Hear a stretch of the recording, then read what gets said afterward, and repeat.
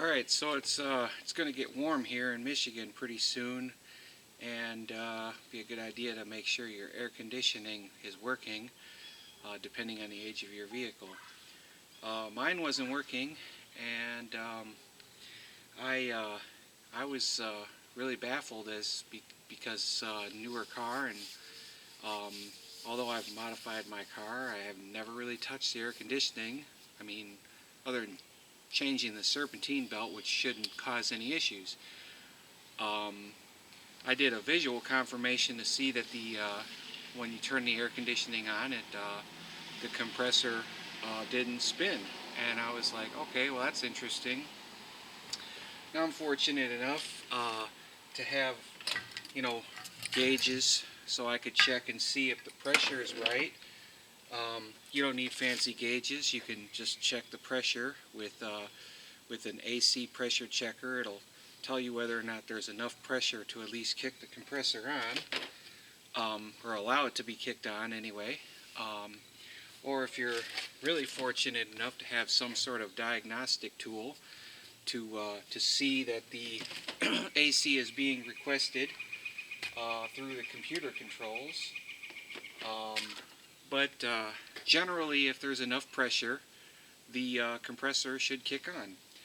Now, I went through a lot of different things, thinking that there was maybe a pressure loss, and I have these gauges. I pulled all this stuff out to do this video and set them on a cart next to me here. But I didn't just use these just now. This was about a week ago. I went through all kinds of stuff, and I even tested the fuse, and I was baffled that I could see through my diagnostic software and the pressure that it was right, that I was getting an AC signal to turn the compressor on. But when I opened the hood and I checked the fuse for the AC clutch, I got nothing. I had no light. I used a simple test light. I didn't grab one of those, apparently. I didn't grab the test light, but it's got a wire. You put it on the ground, and then if you touch it to positive, it lights up. Just a test light. And I couldn't see any sort of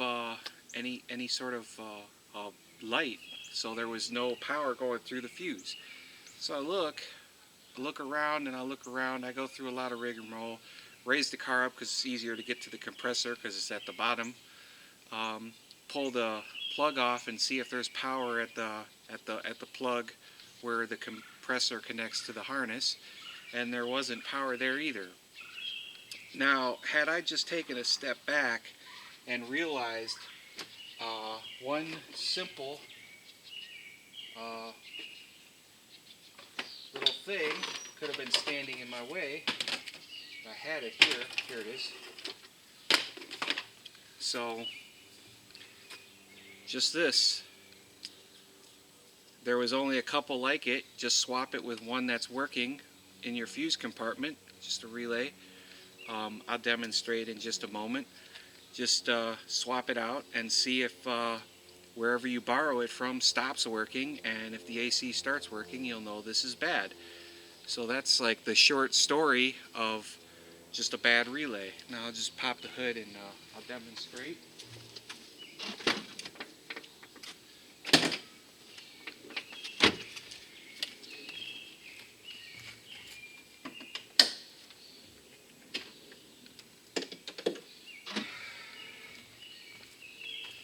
Let me see if I can't get the camera in a little closer.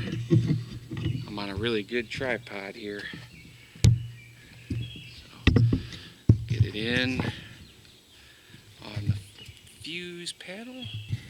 Should probably get a light over here, maybe. Okay, I think that's in. So you just open up your fuse panel. I don't know if you could see the detail or not. Here's the relay. Just look through and find the relay and the fuse for the air conditioning. I only have 3 relays that look like that with the same part number on them. There's another that are shaped the same, but they don't have the same number. So I borrowed this one and then just put it in that spot, and then looked and see what this one was for, which was for the windshield wipers, and they stopped working and the AC started working, so I knew instantly that this was bad. Was good. This would have saved me almost about an hour worth of diagnostics if I'd have just checked the power and the relay first. It's one of the simplest things you could check, and it's something that I didn't go to first, and I wish I had. If I had gone to that first, I wouldn't have been digging out gauges and diagnostic tools and stuff, and it would have saved me, actually it would have saved me more than an hour, because I spent a couple of days reading through forums to see why the AC wouldn't work, when really I could have just checked the fuse in the relay. And when I saw that there was no power at the fuse, I should have assumed that maybe there was a problem with the relay. Although that's kind of backwards thinking. You would think that there would be power at the fuse and then the relay wouldn't work, but somehow it works the other way around on this. I don't know how that. I didn't design the electrical system, so I don't know what they were thinking. I don't know if it's like a reverse kind of thing, like the power goes through the relay then to the fuse or something.